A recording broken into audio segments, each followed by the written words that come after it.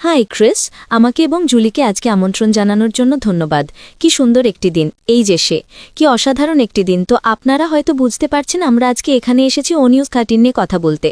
আমি অত্যন্ত সুপারিশ করব যে যদি আপনারা আপনাদের ব্যাক অফিসে না গিয়ে থাকেন তাহলে ও নিউজ 13 পড়ুন। আমি মনে করি ও নিউজ 13-এ অ্যাশ একটি অত্যন্ত জোরালো এবং দৃঢ় অথচ বিনম্র বার্তা দিয়েছেন কিছু গুরুত্বপূর্ণ বিষয় নিয়ে। যখন আমরা পরবর্তী ব্যবসার দিকে এগোচ্ছি আমাদের নিশ্চিত করতে হবে যে আমরা সেগুলো যত্ন সহকারে দেখছি। আমাদের মধ্যে কিছু জনের জন্য কিছু বড় ধরনের রক্ষণাবেক্ষণের প্রয়োজন হতে পারে। তার বার্তা ছিল যে কিছু নেতা আছেন, হয়তো কিছু খুব স্পষ্টভাষী মানুষ, তিনি সমস্ত সৃজনশীলতা, সমস্ত মেসেজিং এবং আমাদের সময় ও কথোপকথনগুলির প্রশংসা করেন। তবে আমাদের খুব খুব খুব সচেতন থাকতে হবে যেন আমরা অনুমান না করি, দিবা স্বপ্ন না দেখি এবং এমন কিছু নিয়ে ভবিষ্যতের কথা না বলি যে আমরা জানি না। আমাদের যে বিষয়গুলো নিয়ে কথা বলা উচিত সেগুলো হলো সেই তথ্য যে আমরা জানি যে অ্যাশ মুফার এবং তার দলের কাছ থেকে ও নিউজের মাধ্যমে আসে। আর আমি আপনাদের বলি, যদি আপনারা সব ও নিউজ দেখেন তাহলে সেখানে কথা বলার মতো প্রচুর তথ্য আছে। তো এটা যেমন দেখায় আমি নিজেকে পুনর্মূল্যায়ন করার সিদ্ধান্ত নিয়েছি। আমি ভিডিওতে কিভাবে উপস্থিত হই, আমি কি নিয়ে কথা বলি, অ্যাশের গতকালকের বার্তার উপর ভিত্তি করে আমি কি যথাযথভাবে আচরণ করছি। আর জানেন কি, আমি মনে করি এটা আমার সময়ে যারা দৃশ্যমান আছেন তাদের সবার সময় পুনর্মূল্যায়ন করার। যেমনটা আমি বললাম, কিছু রক্ষণাবেক্ষণ করুন। আমাদের উত্তেজিত হওয়াটা ঠিক আছে, আমাদের বড় সাহসী সুন্দর স্বপ্নের ভবিষ্যতের আশা অনুভব করাটা ঠিক আছে, এগুলো সবই ভালো। কিন্তু পণ্য, আয়, শিল্প আমরা যখন চালু হব তখন আমরা কেমন হব, কিভাবে এটা সবকিছুকে প্রভাবিত করবে, এসব নিয়ে অনুমান করা আসলে এটা নিয়ে কথা বলার সময় নয়।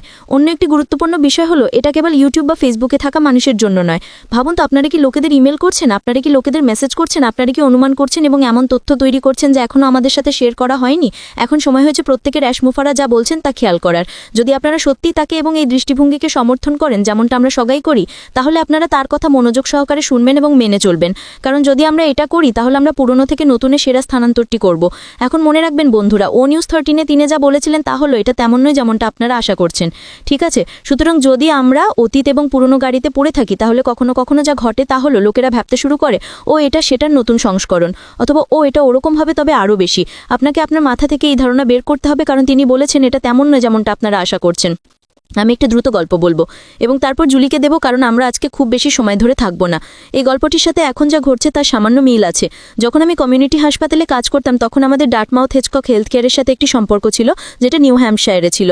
আমি ম্যাসাচুসেটসে থাকি। আমাদের সমস্ত সাইন, আমাদের সমস্ত স্টেশনারি, সমস্ত অনলাইন জিনিস, হাসপাতালের চারপাশে থাকা জিনিসগুলি বলতো জুলি ডিকিনসন হাসপাতাল এবং তারপর বলা হতো ডার্টমাউথ হেজককের সাথে যুক্ত বা অংশীদার। তো আমরা তাদেরকে একটি সহযোগী বা অংশীদার হিসেবে বাদ দিয়েছিলাম এবং ম্যাস জেনারেল হসপিটালের সাথে একত্রিত হয়েছিলাম, ঠিক আছে? ম্যাস জেনারেল হসপিটাল বোস্তানের একটি বিশাল বড় হাসপাতাল।